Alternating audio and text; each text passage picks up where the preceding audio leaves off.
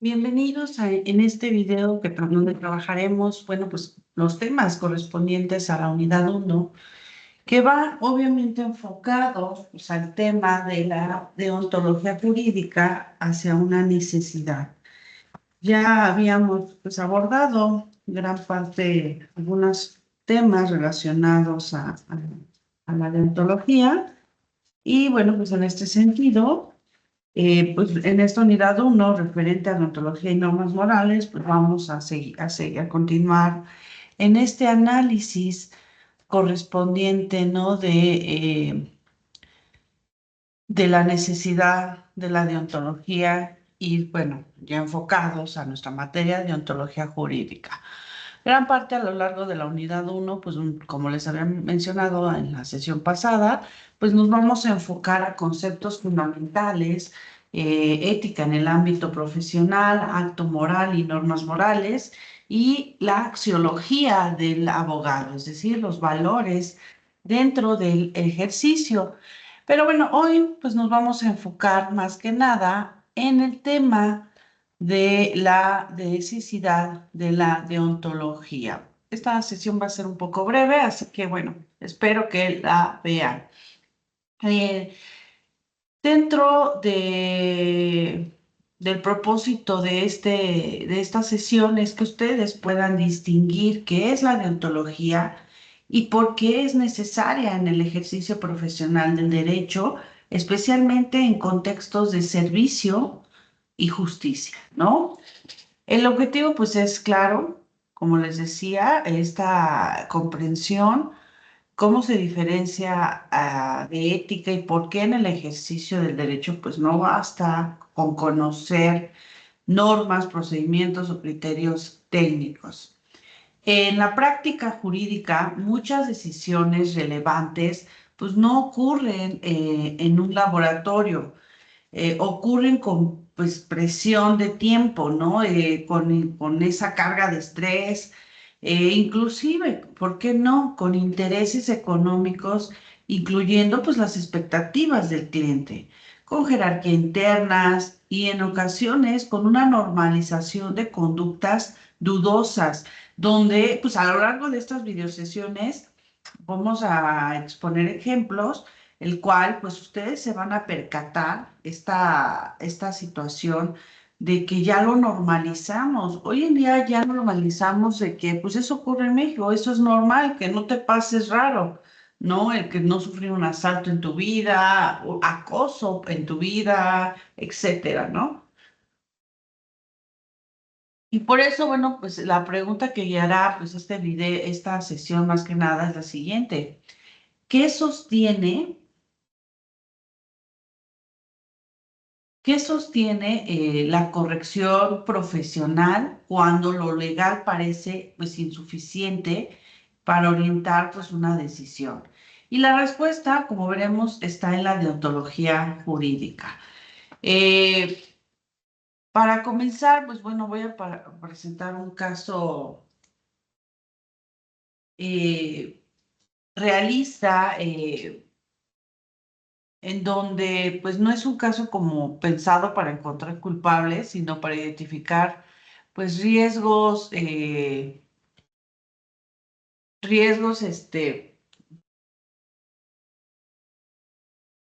ay, uy, perdón, riesgos que pudiesen, pues típicos, ¿no? Dentro de nuestro ejercicio profesional. Imaginemos el siguiente escenario, ¿no? Trabajemos donde trabajas en un despacho mediano que prontamente a lo mejor vas a estar en esa situación. Llega una clienta nueva, por ejemplo, representante de una empresa que busca ganar pues, una licitación municipal para prestar servicios de mantenimiento. Claro que la clienta solicita pues esta asesoría para preparar su propuesta y además sugiere que algunos requisitos se puedan ajustar porque conoce a una persona que participa en el comité evaluador de las licitaciones, ¿no? Hasta ahí este párrafo pues se nos parece normal, ¿no? Y podríamos pensar que se trata pues de un asunto común, asesoría de contratación, revisión de requisitos, preparación documental. Sin embargo, pues el panorama cambia cuando aparecen dos datos adicionales. No sé si lo lograron identificar. Primero, el despacho asesoró el año anterior al municipio en un procedimiento similar. No es exactamente el mismo expediente, pero sí un asunto relacionado. Y segundo, tu socio te comenta que esta clienta representa una oportunidad económica importante y que no conviene ponerse difíciles porque pues, el contrato podría abrir la puerta a más trabajo, ¿no? Y eso llega a pasar, ¿no? Cuando uno tiene una interacción con un posible cliente, el trato, pues obviamente no caer en la lambisconería, pero sí tratar de manera como te gustaría que te trataran, ¿no? Cordialmente, que exista, que te digan las cosas claras, ¿no? Y que te inspire esa confianza. ¿Por qué? Porque tú mismo generas tu propia cartera de clientes. Te buscan, obviamente, porque saben cómo trabajas, ¿no? Obviamente la cliente en el caso insiste con una frase que suele aparecer en muchas zonas grises de nuestro ejercicio profesional. No te estoy pidiendo nada ilegal, solo dime cómo moverme para asegurar el resultado.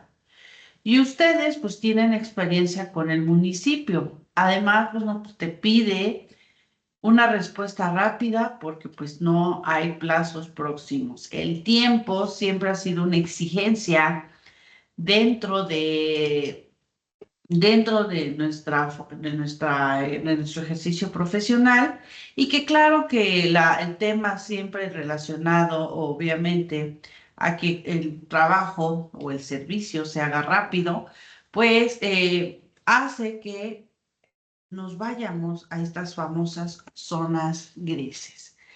Este caso permite observar un fenómeno central. Lo jurídico no se reduce a lo legal. Una conducta puede no encuadrar en un delito de manera inmediata y aún así ser profesionalmente impropia. En términos deontológicos, aquí aparecen las alertas desde el inicio. No porque haya una infracción consumada, sino porque el contexto revela un riesgo de captura de la independencia profesional, un riesgo de conflicto de intereses y un riesgo de prácticas que erosionan la confianza en la justicia y en las instituciones. La deontología jurídica funciona justamente en este punto, cuando todavía estamos a tiempo de prevenir daños y de sostener nuestros estándares de nuestro oficio, de nuestra profesión.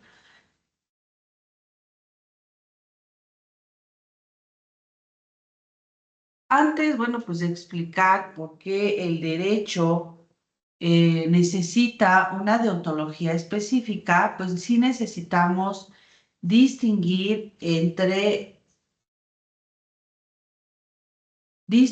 pues obviamente tres pues, nociones básicas que con frecuencia se llegan a mezclar: moral, ética y deontología. Comencemos, bueno, por lo moral, ¿no? La moral puede entenderse como estas normas, hábitos, valoraciones y expectativas que una comunidad o una persona consideran correctas. La moral se vive, se aprende, se hereda, se practica y puede variar entre grupos y contextos. Ahora que, bueno, no sé si escucharon que en Puebla salió una jurisprudencia respecto al poliamor. Yo no sé si comprendan qué es el poliamor, pero es para que puedan tener varias parejas. Yo, pues un comentario que me vino a la mente, pues fue, pues que no se hace eso, que eso ya no es normal hoy en día, pues al final no es jurídicamente pues sancionable, ¿no? Porque porque ahora pues suena muy controvertido, ¿no? Y pues el tema es porque pues obviamente debió de haber salido un caso donde demanda por daño moral para este caso de poliamor o el bien, ¿no? De casarse también pues con diferentes personas o parejas, porque sí, la ley aquí impide de que pues solamente te puedes casar Al momento una vez. Ya si pasas tu proceso de divorcio, pues ya te puedes volver a casar, ¿no? Pero es a lo que voy, ¿no? Moralmente, jurídicamente, ahí pues se puede y en algunas no. Pero moralmente, claro que fue muy cuestionado. ¿Por qué?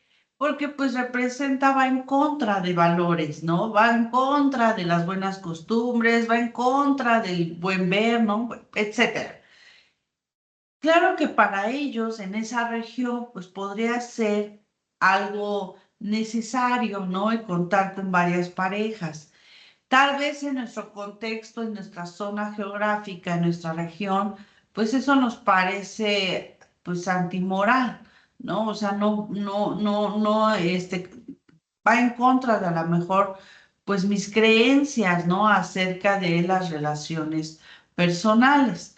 ¿Qué voy? La moral va en un contexto, no es va cambiando con el tiempo. Pregunten, yo creo que cuando escuchaban las pláticas de sus papás, de sus familiares, siendo más jóvenes, obviamente el chisme, ¿no? De la vecina o del vecino o de un familiar, pues era de distinta manera, ¿no? El cómo actuaban en ese entonces, pues la misma sociedad. Con el paso del tiempo, obviamente muchas cuestiones que vienen de fuera, que vienen obviamente cuestiones económicas, va cambiando esa forma de ver.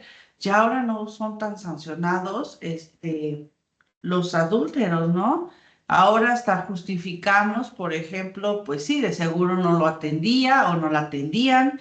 Sí, de seguro es esto. Entonces ahora resulta que la culpa es de la otra persona, su falta, ¿no? De valores o de moral. Esta cuestión va cambiando, o sea, la moral es cambiante y más en dónde se encuentran, en qué regiones se encuentran. Y la ética, pues en cambio, es una reflexión crítica sobre la moral. La ética no solo repite esto está bien y esto está mal.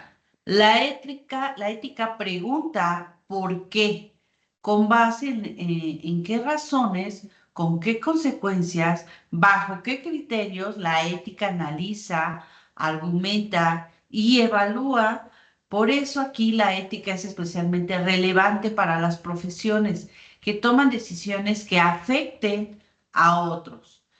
La ética, por ejemplo, la ética que estudiaron en filosofía, en preparatoria, la ética que están estudiando que en filosofía del derecho, la ética en el tiempo de Aristóteles, de estos grandes filósofos, no cambia. Es la ética que venimos de siglos y años atrás, en donde no ha cambiado. ¿Por qué? Porque la ética es una cuestión que con el paso de tiempo sigue siendo esto. Los valores siguen siendo esto. Los principios éticos son estos. Así sea la sociedad, el tipo, eso no cambia porque es el por qué es el que explica, obviamente, el comportamiento de un ser humano, ¿no? Entre el bien y el mal, por ejemplo. Por eso cuando una persona, alguien te diga, ay, qué moral eres, o qué correcto, o qué correctamente moral eres, eh, no se halague. ¿Por qué? Porque es la moralidad que él cree. Y es muy diferente a la moralidad que cree esta persona, porque es cambiante. Qué padre sería que qué ética eres, qué principios éticos tienes, me gustan tus valores éticos. Eso sí debería de halagarse. ¿Por qué? Porque eso es lo que alimenta su ser a la hora de actuar, a la hora de prestar un servicio. Y bueno, la deontología se ubica ya en nuestro terreno más específico, que es el conjunto. Yo les decía, la deontología viene de deonto, de ver, y logia, pues del estudio. Entonces es el estudio de los deberes. Lo podemos definir como ese conjunto de deberes propios de una profesión, es decir, no se limita a ideales generales, sino que traduce exigencias éticas en obligaciones concretas del rol profesional.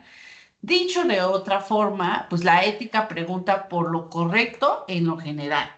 Y la deontología, pues define lo que se debe de hacer en una práctica profesional determinada con estos estándares mínimos de conducta. En el derecho, esta distinción pues sí es crucial, porque el abogado no solo actúa como un ciudadano más, actúa como un profesionista en un campo que organiza conflictos, distribuye responsabilidades, protege los derechos y produce decisiones en efectos reales. Eh, por ejemplo, decir debo ser honesto puede considerarse, por ejemplo, una exigencia ética general, pero decir debo de evitar representar intereses contrapuestos es una exigencia deontológica propia de la abogacía, vinculada obviamente con la lealtad, la independencia y la prevención del daño. No todos los casos que te llegan, no todos los casos quiere decir que tú los debes de resolver. Eso es lo padre, eso es lo bonito de ejercer tu profesión, porque tú eres tu propio jefe, tú eres el que decides qué es lo que quieres tomar, qué es lo que quieres llevar. ¿Por qué? Porque siempre va a ir alineado a tus valores, a tu cuestión ética, a tu cuestión del deber de la deontología. Porque todos los casos no todos son muy éticos. Y más cuando la persona que te contrate quiere que hagas así, ni siquiera tienes tu libertad de decisión, ya te dice cómo debes de hacerlo. Y a veces el cómo debes de hacerlo implica que faltes a tus propios valores éticos, faltas de que perjudicas a una persona. Yo recuerdo un caso donde pues una empresa contrata a un abogado para hacer todo ese tema de la cuestión legal con sus empleados y el patrón pues le dice que no quiere obviamente que tengan contratos de trabajo porque pues obviamente representa más derechos hacia ellos y obviamente prestaciones, ¿no? Y eso es lo que quiere evitar, ¿no? El pagar más, el que invertir más dinero, ¿no? Entonces, pues le pregunta que qué otro medio puede aplicar un contrato con ellos, ¿no? Pues el abogado dice, bueno, pues existe el contrato de mandato, existe el contrato de prestación de servicios profesionales, pues ese me parece. Que me presten ellos sus servicios profesionales, háganle su contrato y así. Obviamente, no es lo mismo un contrato de prestación de servicios profesionales a un contrato laboral. La diferencia es radical en el sentido de que acá hay prestaciones, protege al trabajador. Y acá, para hacer un contrato de prestación de servicios, recuerden, una de las cualidades de ese contrato es que, ¿qué es lo que caracteriza a una de las partes? Que tenga un título profesional. No quiere decir que un trabajador no lo tenga, pero es diferente a la hora de actuar porque no hay tantas prestaciones como la ley marca. Y muchas de esas prácticas las han ejercido para evitar pagos o las prestaciones a trabajadores. Y la ignorancia probablemente del trabajador, pues a lo mejor por mantener un trabajo, pues firma. Y firma contratos por cierto tiempo, ni siquiera genera antigüedad en una empresa. Y ni se diga pues, en la cuestión del servicio de seguridad social. Entonces, todo esto pues conlleva a este tema que pues sí, obviamente, pues trae consigo este estudio precisamente de el debo de ser honesto a debo de evitar representar pues intereses contrapuestos, ¿no? Otro ejemplo pues, es el debo respetar a los demás, es pues es un ideal ético amplio. En cambio, pues debo de guardar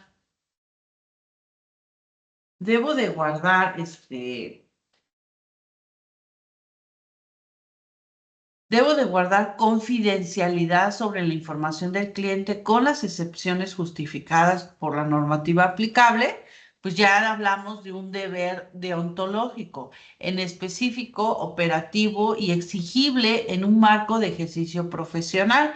Por eso ustedes, cuando ahorita la primer ejercicio que ustedes deberían de hacer, ahorita en esta materia, independientemente si van a entregar la actividad o no, es cuál es mis deberes éticos. ¿Cuáles son mis deberes éticos? ¿Cómo actúan? Y si a lo mejor no lo han pensado, a lo mejor sí lo han hecho. Pónganse a pensar, bueno, ¿cómo quisiera que fuera mi actuar? Un principio, una regla que yo siempre, y yo se los comenté, es la empatía, ¿no? El no hacer lo que no me gustaría que me hiciera. Si yo quiero recibir un trato digno, si yo quiero recibir ser atendida en trámites, ser asesorada, pues yo voy a dar eso también, a la misma calidad, independientemente quién sea. No porque si tiene un estatus más amplio, si tiene un estatus más bajo, quiere decir que mi atención va a variar. Obviamente, la atención debe ser lo más profesional posible. Eh, por eso, cuando hablamos, pues sí, de deontología jurídica, hablamos, pues, de esta ética profesional, pues sí, aplicada al derecho, organizada en deberes y que sirven para orientar decisiones, prevenir, obviamente, pues estos abusos pues, sobre todo sostener la confianza con su cliente. La ética, pues, la reflexión sobre lo correcto, deontología, deberes concretos del rol profesional y deontología jurídica, pues son los estándares profesionales que van dentro del ejercicio del derecho. Hasta aquí, bueno, pues este, la idea esencial es esta, que la deontología pues no compite con la ética, sino la aterriza. Y en derecho a aterrizar no es opcional, es una necesidad dentro de nuestra profesión. ¿Por qué una deontología jurídica, esta necesidad, es necesaria? Por varias razones estructurales dentro de nuestro ejercicio del derecho. No son razones abstractas, son razones que se observan todos los días en nuestro ejercicio profesional. Quien acude a un abogado, en muchos casos, se encuentra en una posición de desventaja. ¿Por qué? Porque no domina el lenguaje jurídico, desconoce los procedimientos y tiene miedo y está obviamente bajo presión. Esa asimetría crea deberes profesionales que va más allá de ser una buena persona. Obliga a informar con claridad, a actuar con diligencia, a no manipular, a no prometer lo que no se puede cumplir y a no aprovecharse de la urgencia ajena. Porque parece que eso es algo común. Si te urge, vale más. ¿Por qué? No se debe de ver, obviamente, el caso, el contexto, eh, o porque nada más porque se urge, ese de que si urge vale más, debe de estar justificado, porque ¿qué representa, por ejemplo, el generar a lo mejor un procedimiento rápido? Esto probablemente el costo se eleve y no es tanto por el abogado, sino es por lo que debe de interactuar fuera de para que esto se resuelva, ¿no? Pero ¿por qué es necesario todo lo que urge cuesta más si no hay una justificación razonable, ¿no? En derecho, una mala práctica no es solo un servicio deficiente, puede significar la pérdida de la libertad, la pérdida del patrimonio, la separación familiar, el daño reputacional o negación de acceso a la justicia. Cuando una profesión tiene ese nivel de impacto, requiere estándares claros de nuestra conducta.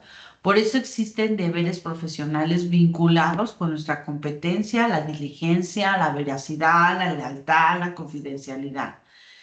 Claro que, como vimos la frase de este Couture sobre que nuestro puente de nuestra profesión, pues pasan las miserias del mundo, las tragedias que no se pueden imaginar. y que en nuestras manos puede ser pues el salvar, ¿no? El ayudar, o podemos obviamente ser lo contrario, ¿no? ¿Cuál quieren ser? Porque creo que lo contrario, lo fácil, hay muchos. ¿Qué ofrecen ustedes dentro de este mercado de profesión? La justicia no se sostiene únicamente con leyes, se sostiene obviamente con confianza. Si en el imaginario social se normaliza que todo se arregla con influencias o que el mejor abogado es el que tiene contactos, porque eso yo lo he escuchado toda mi vida, el sistema pierde legitimidad. La deontología jurídica contribuye pues a sostener la credibilidad de nuestro ejercicio profesional y con ello la credibilidad institucional. La abogacía trabaja con intereses pues contrapuestos. Por eso la posibilidad de conflicto de interés aparece con facilidad, por relaciones previas, por incentivos económicos, por presiones de superiores, por vínculos personales, por clientelas recurrentes.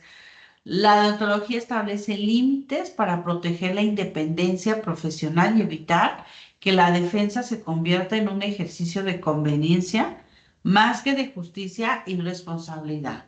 El abogado es operador del sistema de justicia, incluso fuera del servicio público, aunque el abogado litigue de manera privada, participa en el funcionamiento del sistema. Interpreta normas, impulsa procesos, comunica a clientes, negocia acuerdos, formula pretensiones, administra información y en ese tránsito el abogado puede fortalecer o debilitar la justicia. ¿Qué papel, qué carga, no? Llevamos los abogados, porque mi actuar puede repercutir en el proceso, porque el hecho de pasar una mordida para que pase mi expediente como por qué, debilito yo el mismo proceso. La deontología jurídica sirve para que esa participación se mantenga pues dentro de los estándares de integridad profesional. En resumen, pues la deontología jurídica no existe para moralizar el derecho, sino para sostener condiciones mínimas de profesionalismo en una práctica de alto impacto y alta confianza. La deontología jurídica protege a las personas y protege la legitimidad del sistema en el cual nosotros nos movemos. Regresemos, bueno, al caso que les mencionaba del despacho y la licitación, ¿no? Ahora ya tenemos un marco, pues, de lo que vimos para analizar. Observemos primero el problema, ¿no? El núcleo de nuestro problema. El conflicto de interés y la presión. El despacho tuvo relación previa con el municipio en asuntos relacionados. Recordarán esto. Esa relación puede implicar, pues, acceso a información, pues, sensible, lealtades institucionales previas o simplemente una apariencia de ventaja indebida. Aunque no haya una infracción automática, el riesgo deontológico existe desde el momento en que la independencia profesional podría verse comprometida o incluso parecer comprometida por terceras personas. Y a esto se asume la presión interna del socio. Esa presión es importante porque convierte el dilema en un dilema real. No es un problema solo entre abogados y clientes, sino un problema entre estándares de nuestra profesión y expectativas de ganancia. Aquí la deontología sirve justamente para sostener este criterio profesional cuando el contexto empuja a ceder. Y finalmente aparece el lenguaje del cliente, asegurar el resultado. Esa frase pues es una alerta. Un abogado puede asesorar en la estrategia jurídica, puede preparar documentación, puede anticipar escenarios, puede defender intereses legítimos, pero lo que no puede hacer sin comprometer integridad es transformarse en gestor de influencias o en operador de ventajas indebidas. Desde una perspectiva deontológica, una respuesta profesional adecuada se construye en tres movimientos. Uno, identificar el riesgo de conflicto de interés y revisar si la representación es compatible con los deberes del rol. Segundo, delimitar el alcance del servicio con claridad, estableciendo que la asesoría jurídica perdón, es jurídica y técnica, no de aseguramiento por vías impropias. Tercero, pues documentar nuestras decisiones, sostener nuestra independencia y, si es necesario, rechazar el asunto cuando compromete mis estándares básicos. Si ustedes no tienen, obviamente, sus estándares básicos éticos, pues el mundo se los va a comer.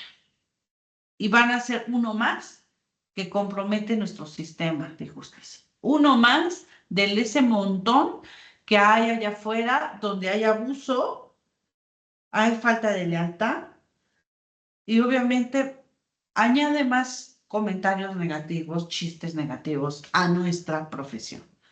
Aquí notemos lo importante, la deontología no se activa solo cuando el daño ya ocurrió, se activa cuando el abogado detecta un escenario que puede degradar su independencia, su lealtad, su integridad y la confianza que la sociedad deposita en la profesión. No recuerdo, mm, yo recuerdo que deja ver si lo tengo aquí a la mano, pero cuando están en su examen profesional, recordará, bueno, pues les va a tocar cuando tomen protesta, ya sea por la modalidad que ustedes opten por titularse. Recuerdo que pues nos hacían leer, obviamente, nuestro juramento. Este juramento, pues te lo hace leer frente a toda tu familia, ¿no? Muy bonito, que a lo mejor en ese contexto, pues todavía no, pues no lo asimilas en ese momento, ¿no? Sin embargo, pues lo estoy buscando, ¿eh? Sin embargo, el hecho, y cuando yo después, ya pasando, pues obviamente todo el momento, pues a lo mejor sí de fúrico, ¿no? De, tengo muchos documentos aquí. Pero ahorita se los. Déjenme ver si tengo mi juramento. Tanto lo guardé que yo creo que lo dejé en casa. Bueno, antes así eran los títulos. Bueno, casi no se ve, pero sí, sí dice licenciados en Derecho Internacional, ¿eh? Así que no crean que no está registrada su carrera, ¿eh? Pero a lo que bueno no lo traigo. Dice algo muy importante ahora bueno, me viene a la mente, el juramento que en su momento yo leí, que ustedes próximamente van a leer, y termina en una frase que dice, y que la sociedad se lo demande. Esas palabras tienen un impacto importante dentro de nuestro ejercicio profesional, que la sociedad te lo demande, porque es la sociedad la que te va a fiscalizar en tu actuar, en tu deber deontológico. Porque si tú dañas, si tu actuar daña, o sea, que sea la persona que sea, esa persona que sea lo que sea, te puede demandar por daño moral principalmente y te va bien. Porque cuando cometes tú un delito profesional, que son los que vamos a ver en estas sesiones, pues pierdes hasta tu libertad. No se diga la indemnización y evitar caer en la cárcel, pero puedes caer hasta en la cárcel. Y lo peor de ser, pues pierdes obviamente, pues ya te quemaste en la sociedad. Ya eres el abogado típico que es abusivo, el abogado típico que es tranza, el abogado típico. Te vuelves en esa figura de abogado típico. La verdad, ¿eso es lo que quieres hacer? La independencia profesional, lealtad e integridad suena más bonito que ser un abogado típico del montón, con falta de ética, falta de deontología en su actuar. Déjenme ver qué más hay en la presentación. Estos son los valores de riesgo que ustedes van en la pantalla, valores en riesgo que ustedes ven en la pantalla, que cuando hablamos de que si nuestros valores están en riesgo es cuando perdemos nuestra independencia y cuando la confidencialidad que se nos deposita, pues obviamente no está dentro de nuestro actuar.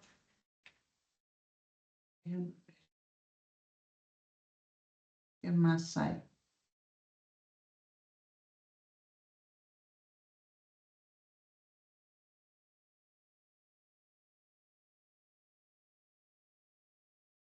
Y bueno, en ese sentido, la ética, como bien menciona ahí los deberes, porque es necesaria, déjenme,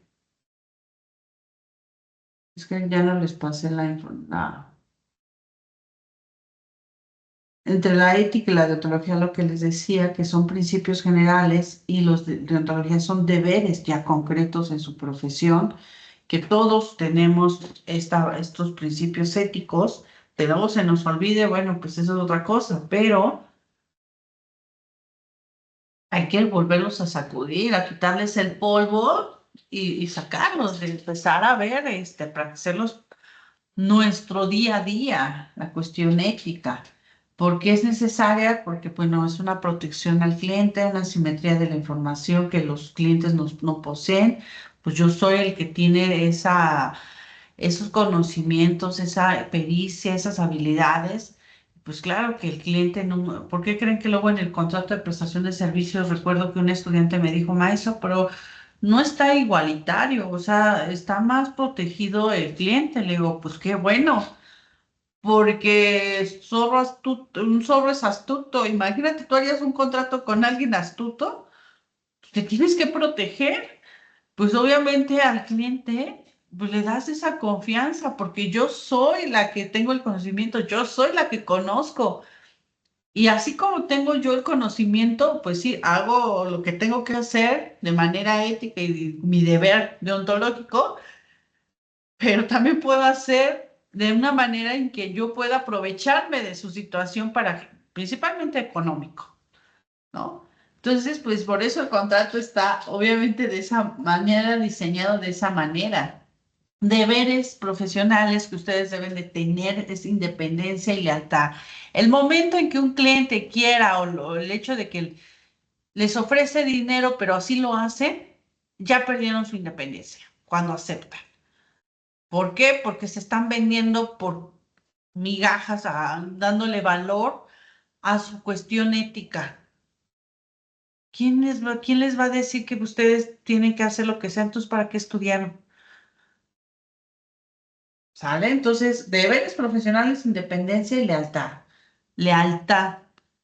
¿Qué es ser leal? Buena pregunta. ¿Son leales? Búsquenlo y reflexionen si ustedes tienen esta característica, este deber de ser leales. Mejor yo conozco algunos abogados, abogadas que mejor leales en el sentido de sus relaciones personales, no, pero pues ya con sus clientes, porque pues sí, obviamente no tengo este deber de lealtad, pues no sé cómo le hacen, pero pues sí, o sea, se ven en la cuestión económica. Si pierdo esta cliente, pues pierdo una buena entrada de dinero. Mejor lo cuido, aplico mis deberes profesionales, pero pues en algún momento va a caer, porque si no lo tienes tú como tu principio ético, pues obviamente no lo vas a tener. Diligencia y competencia. Sí es válido que ustedes me digan, no, yo no domino el penal, yo no domino el mercantil, ni el fiscal. Yo domino el civil, punto. Sí, está bien ser competentes en una materia. Diligencia implica que el trabajo, atención y cuidado, ser diligentes. Ay, es que se me olvidó meter tu escrito. Imagínate, o querer justificar tu falta de actuar. Ay, es que me dio gripa o había mucho tráfico. Esos son puras excusas. Les dije que el abogado, una de sus características es que es previsor y por eso no trabajan de manera individual. Yo conozco muchos abogados, por alguna razón se complica, porque sí, se va a complicar, tu situación, tu movilidad, cualquier contexto en que te desenvuelvas. Pero por eso, uno de las características de la profesión, características es el compañerismo, pues obviamente el hecho de apoyarse en otra persona o en otro profesionista, pues obviamente ayuda, ¿no? Integridad, pues es fundamental en la profesión ya que garantiza que sí, los abogados actúen de una manera ética, honesta, son íntegros, o sea, son íntegros ustedes mismos. Si ya andan de rogones, rogonas, buscando migajas de atención, pues entonces hay que trabajar en nuestra inteligencia emocional, hay que trabajar en nuestra cuestión propia para que yo pueda expirar eso con un cliente a la hora de prestar servicio, ¿no? ¿Cómo se aplica la aplicación? Pues como vimos en el caso de esta licitación de contratación de servicios, pues tienen que ser muy, muy observadores de identificar riesgos, delimitar su servicio y actuar preventivamente, ¿no? Esto nos va a ayudar en cada caso a no caer en esas tentaciones, a no caer en que pierdan su independencia, en que comprometan sus principios y sobre todo sus deberes deontológicos, ¿no? Para cerrar, vamos a consolidar todo lo que, bueno, hablé yo, ¿no? La ética, pues, es reflexión sobre lo correcto. La deontología, pues, es el conjunto de deberes profesionales que traduce la ética de estándares concretos de conducta. Y la deontología jurídica es necesaria porque el derecho opera en un ámbito de alta confianza, alto impacto. Lo que yo realice puede impactar en la vida de mi cliente y riesgos frecuentes de conflictos de interés, presión y esas famosas zonas grises que vamos a detectar en cada caso. Y bueno, quisiera cerrar con preguntas,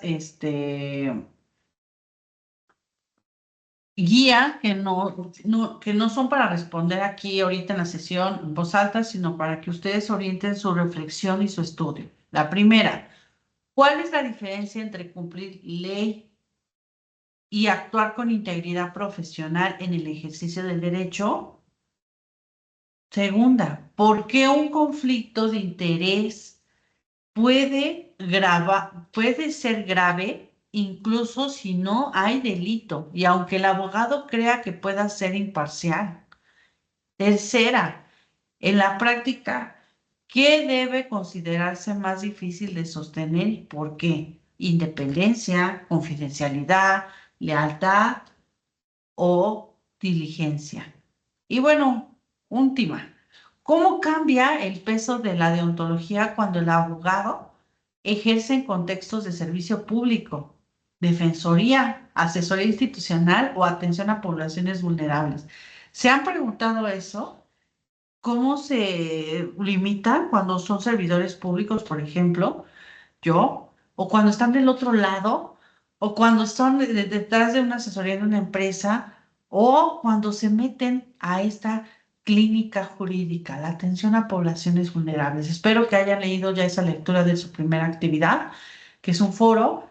Eh, Esa parte de la clínica jurídica, desgraciadamente, México no está operando. Opera y ahí lo van a leer en proyectos donde los hacen sensibilizar. ¿Por qué surgió el abogado? ¿Por qué? Y esa clínica jurídica te sensibiliza de una manera en que es cierto. No es para que yo me beneficie y me enriquezca y sea el gran poderoso abogado, ¿no? ¿Por qué es necesario, por ejemplo, un docente? ¿Por qué es necesario un médico? ¿Por qué es necesario un periodista? ¿Por qué es necesario un psicólogo? Y te puedo mencionar cada una de las profesiones que existen en el país. ¿Por qué es necesario un abogado? ¿No? Y con esto concluimos nuestra sesión.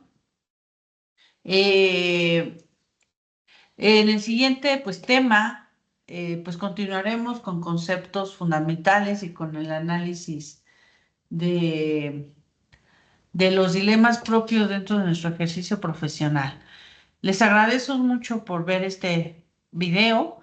Pues nos estaremos viendo en la siguiente sesión. Recuerden que en la siguiente sesión, pues sí tenemos, este, vamos a ver pues conceptos fundamentales, ya más sobre, vamos a precisar estos conceptos bases sobre y su relación, sobre moral, ética, deontología, el deber profesional, responsabilidad.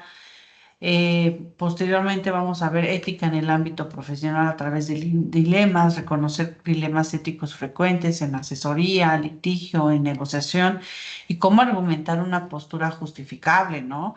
Ver explicar los elementos de nuestro acto moral y diferenciar, bueno, con normas morales frente a otras normas, como son las sociales, jurídicas. Vamos a recordar parte del primer año cuando ustedes estudiaron Introducción al Estudio del Derecho.